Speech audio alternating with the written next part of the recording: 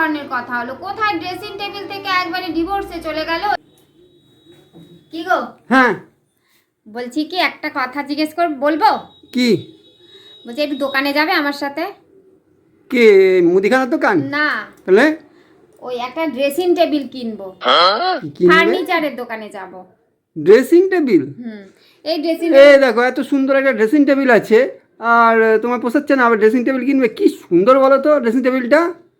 আরে এটা পুরনো হয়ে গেছে, ওই দেখো ঘুনে খেয়ে গেছে, তারপরে ওই সানমাইকারগুলো উঠে গেছে পাশ দিয়ে।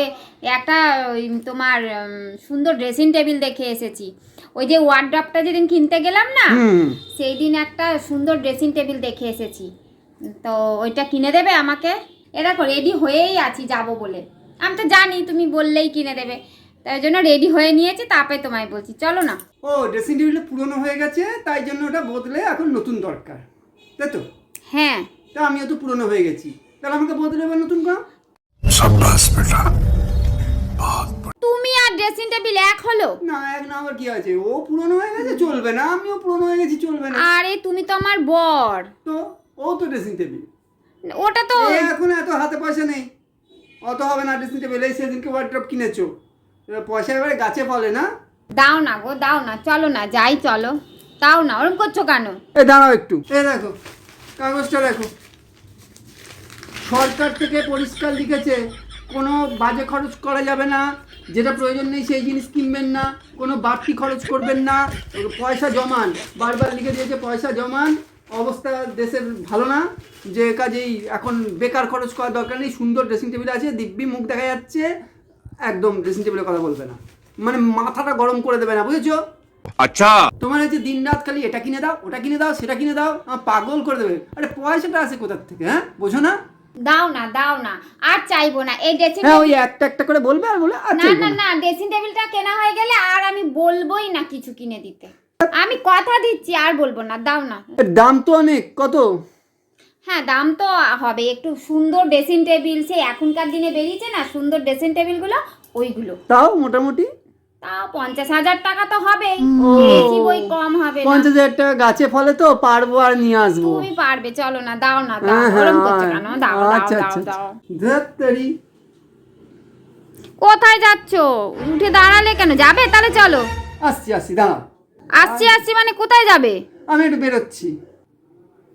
কত রাত হয়ে গেল, সেই সকালবেলা বললো আসছি বলে, যে কোথায় গেল কি জানি বাবা। রাত 11টা বাজে 10 বাজে, কোথায় গেল কি জানি। দেখি একটা ফোন তো করে দেখি। কি গো, কোথায় আছো? আসছি বলে সেই যে গেলে, ফিরছো না, রাত হয়ে গেল, আর আমি তো বসেই আছি আসছো আসছো করে। কেন, কি হয়েছে? ফোন করছো কেন? ফোন করে ডিস্টার্ব করছো কেন? এ মা, কত রাত হয়ে গেল, কখন বাড়ি আসবে? আমি বাড়ি যাব না, একদম ফোন করে ডাকাডাকি করবে না, আমি বাড়ি যাব না। কেন বাড়ি আসবে না কেন? কি হয়েছে যে বাড়ি না আসার মতো? বললাম তো আমি বাড়ি যাব না, ওই বাড়িতে যেতে আমার অসুবিধা আছে, ওই বাড়িতে আমি আর ফিরবো না। তুমি থাকো ওই বাড়িতে, আমি কখনো ওই বাড়িতে আর যাবো না। কি এমন হলো? একটা ড্রেসিং টেবিল চেয়েছি বলে এরম রাগ করছো কেন? বাড়ি এসো। শোনো, ওই বাড়িতে আমি আর যাবো না তো বটেই, ওই তোমার ওই ড্রেসিং টেবিলের আবদারও আমি আর মেটাতে পারছি না, অনেক হয়েছে, এবার আমাকে ক্ষমা করো। আমি আর কাজ করছি, আমাদের এই সম্পর্ক আর টেকানো যাবে না, বুঝতেই পারছি। ওই ড্রেসিং টেবিলেই আমাদের সম্পর্ক শেষ করে দেবে।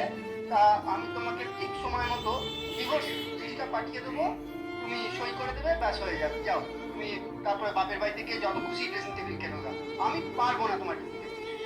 এই কাটলাম, আর ফোন করবে না। এ আবার কি কথা? কেটো না কেটো না, ধরো ধরো, কেটো না। এটা আবার কোন ধরনের কথা হলো? কোথায় ড্রেসিং টেবিল থেকে একবারে ডিভোর্সে চলে গেল? এটা কি ধরনের? আচ্ছা তুমি ঠিক আছে, তুমি বাড়ি এসো, আমি আর তোমার কাছে কিচ্ছু চাইবো না। আমি এই যে কথা দিচ্ছি, আর জীবনে কোনোদিন কিছু চাইবো না আমি। তুমি বাড়ি চলে এসো, আমার দরকার নেই ড্রেসিং টেবিল, আমার তোমাকে দরকার, তুমি চলে এসো। হ্যালো হ্যালো, এ মা, তো ফোনটা কেটেই দিল। হে ভগবান, কি করতে যে আমি চাইতে গেলাম ড্রেসিং টেবিল, আর কোনোদিন আমি কিছু চাইবো না। কোথায় চলে গেল, ফিরছে না, কিছু না।